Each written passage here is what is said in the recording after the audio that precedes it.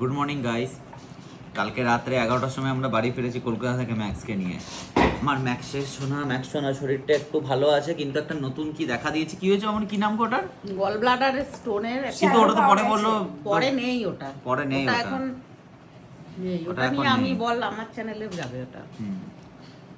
তো এখন আজকে আবার আমাকে বেরোতে হবে। আজকে যাব বর্ধমান একটা নতুন আমাদের সাইট আছে, কাজ স্টার্ট হবে এখানে একটা ফ্যাক্টরিতে।